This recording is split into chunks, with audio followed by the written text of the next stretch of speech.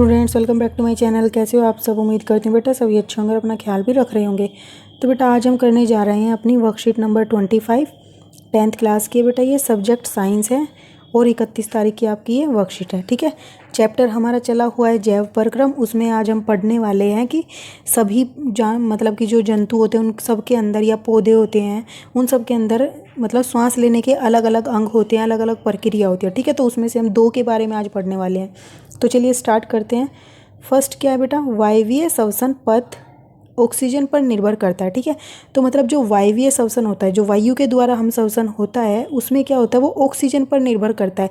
अतः वायवीय जीवों को यह सुनिश्चित करने की आवश्यकता है कि पर्याप्त मात्रा में ऑक्सीजन ग्रहण की जा रही है। ठीक है, तो जो वायु के द्वारा सांस लेते हैं तो उन्हें ये देखना होता है कि वो किस वायु में सांस ले रहे हैं, जहाँ पर ऑक्सीजन की पर्याप्त मात्रा है या नहीं है। ठीक है, कई बार देखते होंगे तुम कि जब हम क्या करते हैं, किसी ऐसे मतलब कि कमरे में बंद हों या कहीं इसी जगह जहाँ पर ऑक्सीजन की कमी हो जाए तो हमारा दम घुटने लगता है। ठीक है, तो वहाँ पर ऑक्सीजन की पर्याप्त मात्रा नहीं होती, तो हमें ये सुनिश्चित करना होता है अगर हम वायवीय श्वसन कर रहे हैं तो। ठीक है, सभी हरे पौधे कोशिकीय श्वसन द्वारा श्वास लेते हैं।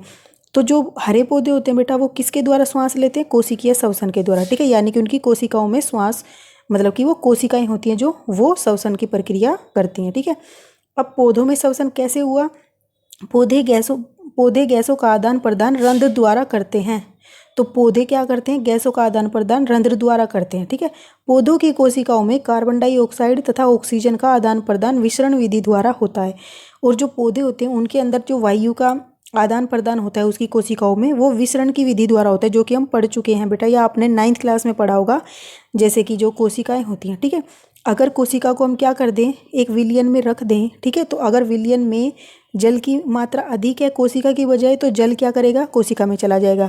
और अगर कोशिका के अंदर जल ज़्यादा और भार कम है तो वो कोशिका से बाहर आ जाएगा। ठीक है, मतलब कि उच्च सांद्रता से निम्न सांद्रता की तरफ वो जाता है। ठीक है, उसी के साथ बेटा कुछ पदार्थ भी चले जाते हैं। ठीक है, तो यही होता है विसरण। ओके, तो इस विसरण विधि द्वारा क्या होता है, जैसे वातावरण में अगर वो पानी की कमी है तो पत्तियों में ज़्यादा है तो पत्तियों से जल बाहर आ जाएगा, जिसके साथ ऑक्सीजन भी बाहर आ जाती है। ठीक है, तो इस तरीके से गैसों का आदान प्रदान होता है। अंतर कोशिकीय स्थान यह सुनिश्चित करता है कि प्रत्येक कोशिका वायु के संपर्क में है। ठीक है, जो कोशिका के अंदर का स्थान होता है वह यह सुनिश्चित करता है कि जो जितनी भी कोशिका का जो मतलब कि स्थान है वो पूरा वायु के संपर्क में है या नहीं। ठीक है, तो और ये कहाँ पर होता है? पत्तियों में। तो पत्तियों में स्टोमेटा और कठोर एवं काष्ठ तने में लेंटिसेल, ठीक है, श्वसन अंग होते हैं। ओके, तो ये मतलब तने के अंदर ये वाला होता है और पत्तियों के अंदर ये वाला होता है। ठीक है, क्योंकि जो पौधे होते हैं उनके वैसे तो सभी भाग श्वसन करते हैं, यहाँ पर बताया भी गया है पौधों का प्रत्येक भाग श्वसन करता है, परंतु इसका मुख्य श्वसन अंग पत्तियां हैं। ठीक है,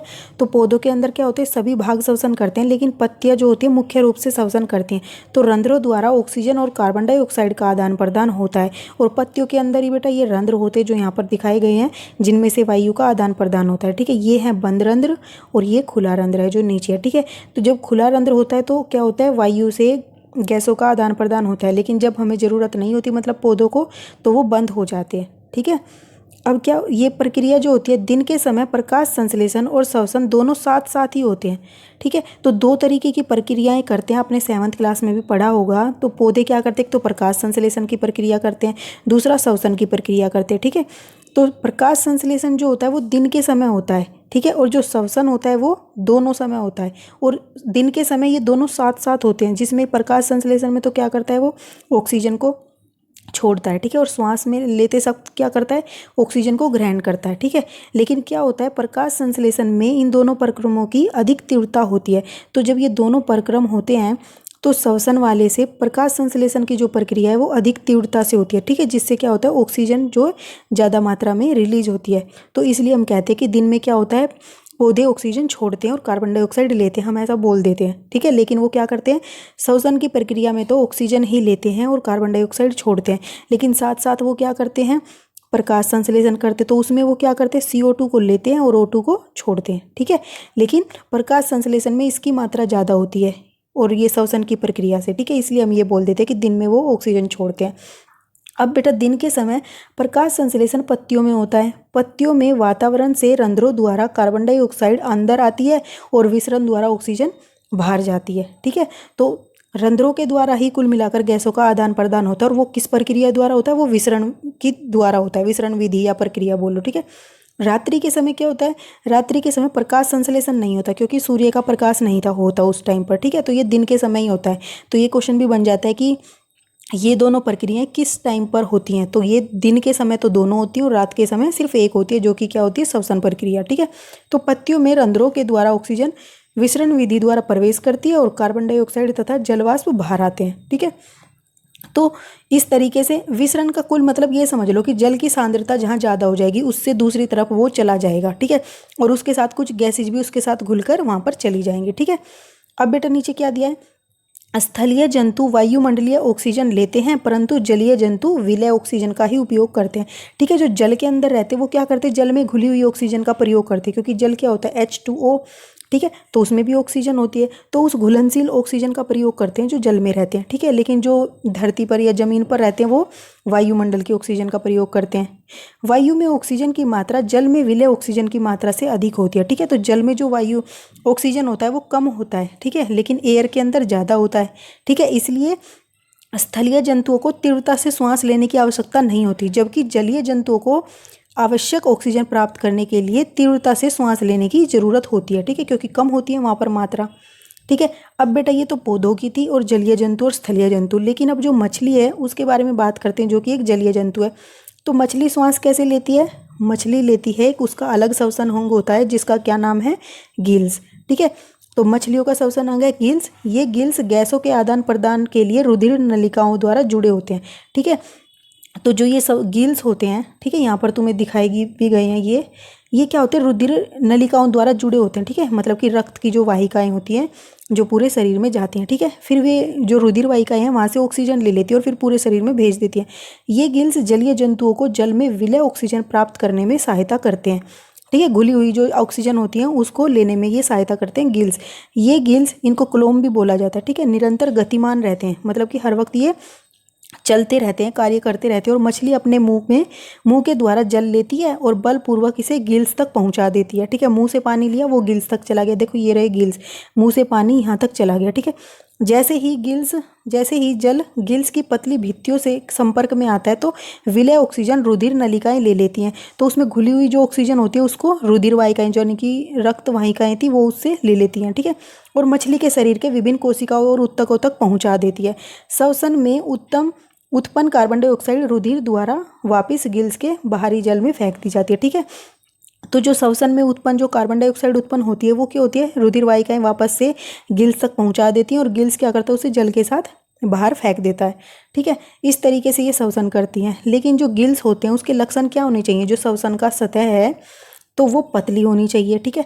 और यह श्वसनीय गैसों के लिए पारगम्य होनी चाहिए, मतलब कि जो गैसीय श्वसन है, मतलब श्वसन की जो गैसें आदान प्रदान होना, उनको आदान प्रदान करने के लिए उसमें पारगम्य होनी चाहिए, मतलब उनको आने जाने का स्थान मिलना चाहिए, ठीक है। इतनी पतली वो होनी चाहिए। यह जल या श्लेष्मा द्वारा नम होनी चाहिए, और ये गिल्स जो होते हैं वो क्या होने चाहिए, नम होने चाहिए, ठीक है, जल या श्लेष्मा द्वारा। इसकी सतह क्षेत्रफल अधिक, और क्षेत्रफल क्या होना चाहिए, अधिक, ठीक है, ज़्यादा से ज़्यादा ऑक्सीजन को वो लेके जा सके अंदर। यह प्रोक्ष और अप्रोक्ष रूप से वायु या जल के संपर्क में रहनी चाहिए। प्रोक्ष मतलब कि बेटा प्रत्यक्ष रूप से, ठीक है, जल के संपर्क में रहनी चाहिए, और अप्रोक्ष रूप से भी मतलब कि जैसे कि कुछ हिस्सा इसका होता है जल के साथ संपर्क में और कुछ ना हो, तो दोनों ही तरीके से ये वायु या जल के संपर्क में रहनी चाहिए, ठीक है। श्वसन सतह जो होती है, चाहे वो हमारी है, चाहे वो किसी पौधों के अंदर वाले जैसे पत्तियां हों, चाहे वो मछलियों में गिल्स हों, ठीक है, चाहे हमारे फेफड़े हों, तो ये सभी क्या होनी चाहिए, इन सभी के लिए श्वसन सतह के लक्षण है, ये सब चीज़ें होनी चाहिए, ठीक है। अब कुछ क्वेश्चंस कर लेते हैं बेटा। फर्स्ट क्या है, पौधों के श्वसन अंग का नाम लिखिए और पौधों का वह अंग जो गैस के आदान प्रदान में सहायक है और उसका चित्र बनाइए, ठीक है। ये क्वेश्चन कैसे करना है, तो बेटा ये जो फर्स्ट क्वेश्चन है वो कैसे करोगे, पौधों का प्रत्येक भाग श्वसन करता है, हम जानते हैं, परंतु इसका मुख्य जो श्वसन अंग है वो क्या है, पत्तियां हैं, ठीक है। दूसरा क्या पूछा था कि गैसों का आदान प्रदान कैसे में कौन सहायक होता है, तो पौधों में गैसों का आदान प्रदान रंध्र द्वारा होता है, ठीक है। तो जो पत्तियों में रंध्र होते हैं, जो ये तुम देख रहे हो, इनके द्वारा होता है। तो ये जब बंद होते हैं तो गैसों का आदान प्रदान नहीं होता, लेकिन जब ये ओपन होते हैं इस तरीके से तो तब गैसों का आदान प्रदान होता है, ठीक है। और ये क्या है बेटा, कोशिका का हिस्सा होते हैं। ठीक है, तो ये तुम्हें रेड कलर का क्या दिख रहा है, केंद्रक दिख रहा है। ये बड़ा सा जो भाग है ये क्या है, रिक्तिका है। ठीक है, और ये जो धब्बे दिख रहे हैं तुम्हें डार्क डार्क, ये क्या है, क्लोरोप्लास्ट। ओके, और जो ये बाहर की जो परत दिख रही है ये क्या है, कोशिका भित्ति। ठीक है, तो खुले रंध्र में गैसों का आदान प्रदान होता है। तो आप ये डायग्राम बना दोगे और ये कर दोगे। सेकंड क्वेश्चन क्या है बेटा, कि पौधे किस प्रकार श्वास लेते हैं। ठीक है, सांस लेते हैं। तो पौधे कोशिकीय श्वसन द्वारा सांस लेते हैं। ओके, पौधों की कोशिकाओं में कार्बन डाइऑक्साइड तथा ऑक्सीजन का आदान प्रदान विसरण विधि द्वारा होता है। ठीक है, आप ये लिख दोगे इसमें इतना। फिर बेटा थर्ड क्वेश्चन क्या है आपका, कि क्या पौधे रात में भी सांस लेते हैं। तो हाँ, पौधे रात में भी सांस लेते हैं, लेकिन प्रकाश संश्लेषण की प्रक्रिया केवल दिन में ही होती है। ठीक है, पत्तियों में रंध्रों से ऑक्सीजन विसरण द्वारा प्रवेश करती है और कार्बन डाइऑक्साइड और जल वाष्प बाहर आ जाते हैं। ठीक है, विसरण विधि द्वारा ही। अब बेटा फोर्थ क्वेश्चन क्या है, कि मछली किस प्रकार सांस लेती है। तो मछली गिल्स की सहायता से सांस लेती है। ठीक है, अगर आपसे 1 नंबर का पूछा जाए तो आप इतना लिखोगे, लेकिन अगर आपसे पूरी प्रोसेस पूछी जाए 5 नंबर में आ जाता है तो पूरा हमने जो प्रोसेस पढ़ी थी वो पूरा लिखोगे, जो कि क्या है, जो कि बेटा हमने ये पढ़ी थी यहाँ पर। ठीक है, ये पूरी लिख दोगे। अगर 5 नंबर से ज़्यादा आती है तो आप ये पूरी प्रोसेस इस बॉक्स की कंप्लीट लिख दोगे, और साथ में अगर डायग्राम बना सकते हो तो वो भी बना देना। ठीक है, तो ये लिखना है आपको। अब फिफ्थ क्वेश्चन क्या है बेटा, कि श्वसन सतह किन्हीं 3 लक्षणों को लिखिए। श्वसन सतह के किन्हीं 3 लक्षणों को लिखिए। तो आप यहाँ से कोई भी 3 लक्षण लिख सकते हो। ठीक है, 5 तुम्हें दिए गए हैं। तो ये आपकी आज की वर्कशीट थी बेटा। उम्मीद करती हूँ आपको अच्छे से समझ आई होगी। कोई डाउट हो तो फिर भी मेरे से पूछ लेना कमेंट बॉक्स में। ओके, तो इस वीडियो में इतना ही। अपना नेक्स्ट टॉपिक नेक्स्ट वीडियो में करेंगे। तब तक के लिए ऐसे हंसते रहिए, मुस्कुराते रहिए, पढ़ते रहिए और आगे बढ़ते रहिए। Thank you.